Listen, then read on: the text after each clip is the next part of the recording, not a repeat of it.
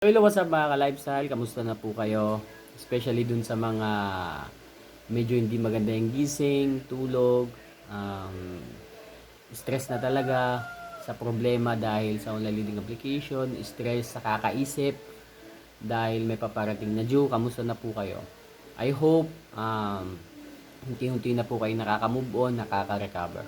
Stay tuned lang po tayo always sa channel na ganitong klase dahil napakalaki po talaga ng pwedeng maiambag nito dun sa mga biktima ng online leading application.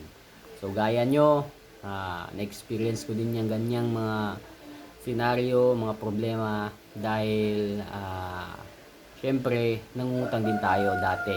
Hindi ko po yan itatanggi. Nangutang din ako halos lahat ng online learning application na utangan ko. So, meron akong isang question na nabasa regarding to dun sa SIM card ko. Pero bagong lahat baka lifestyle, once again, if bago pa lang sa aking channel, napadaan ka lang, please do like, share, subscribe, and then paki-hit na rin yung notification bell nang sa ganyan ma-notify po kayo sa susunod na mga interesting video na i-upload po natin. So, sa nagtanong mga ka-lifestyle, kung nasa na yung SIM card ko na ginagamit ko sa pag-loan dati, ito yung sagot ko, no. Actually, 3 beses na ako nakabasa ng ganito. So, ngayon ko lang gagawa ng content, i-share sa inyo kung nasa na talaga, kung ano yung ginawa ko sa SIM card ko. So, honestly speaking mga ka-lifestyle, dalawang SIM card ko, yung Smart and then Globe, ginagamit ko pa rin until now. Believe me or not, wala na pong tumatawag, wala na pong nag-send ng demand letter, death threat through text sa dalawang SIM card ko. Yun po yung katotohanan. I think yung pinakamatagal is last year, no? Yun po yung last time na naka-receive ako ng text, calls mula sa mga agent. Pero wala na po. Ngayon wala na po. Medyo wala na po. Kumbaga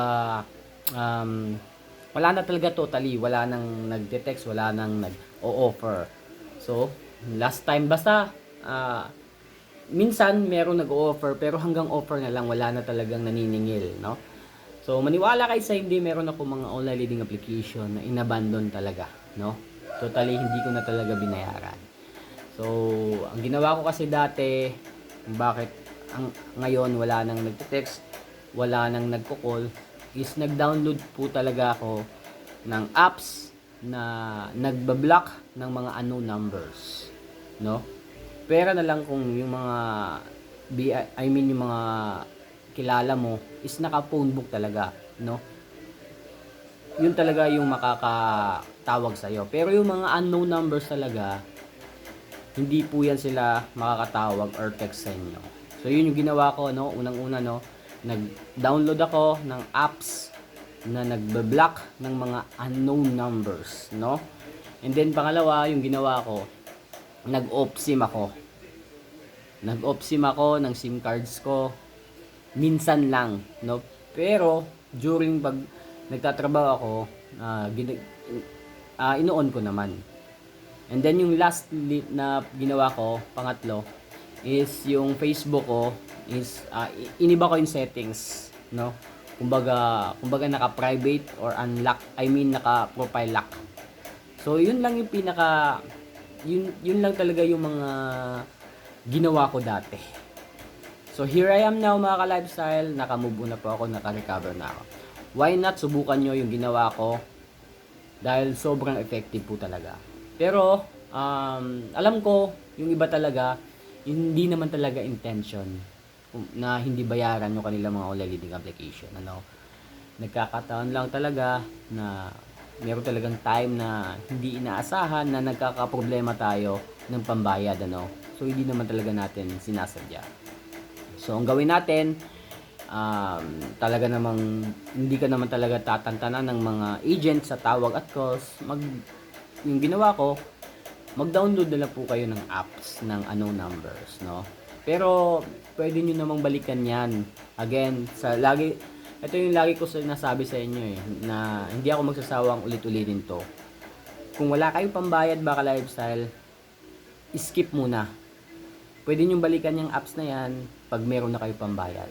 no? Ganun lang kasimple.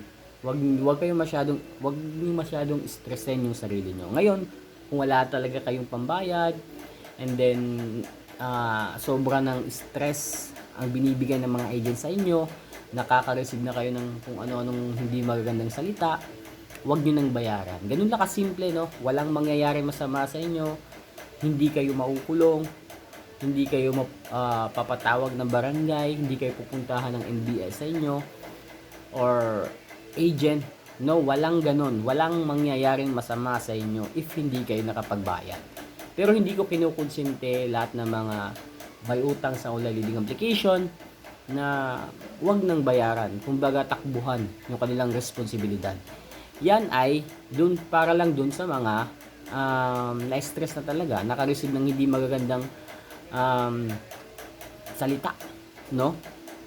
Sa mga agent, no? So, yun.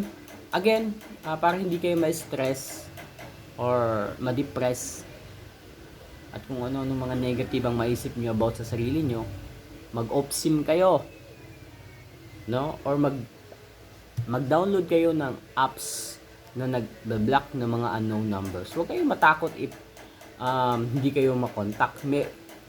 Makukontak po kayo ng mga nakasave mismo sa phone book nyo.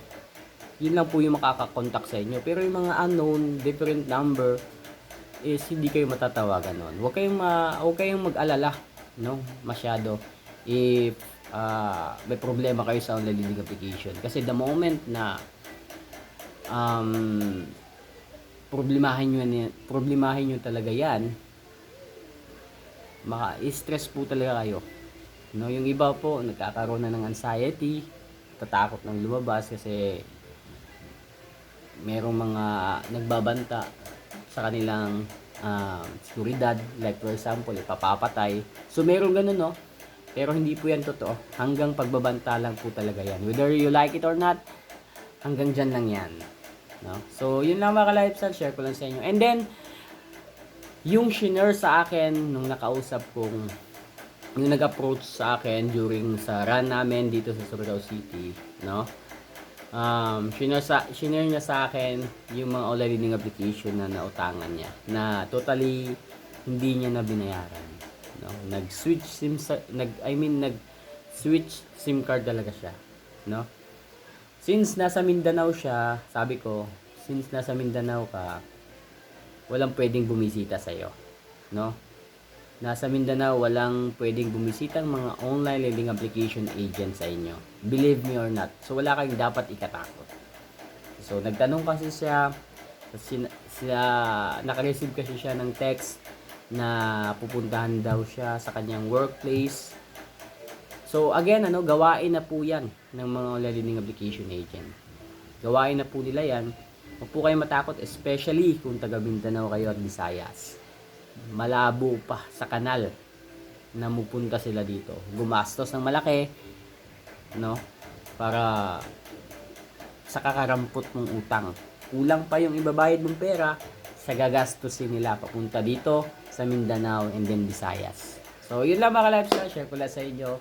Again, I hope unti-unti na po tayo nakaka-recover, nakaka-move on sa problema natin sa online lending application. So yun lang mga ka-lifestyle, peace.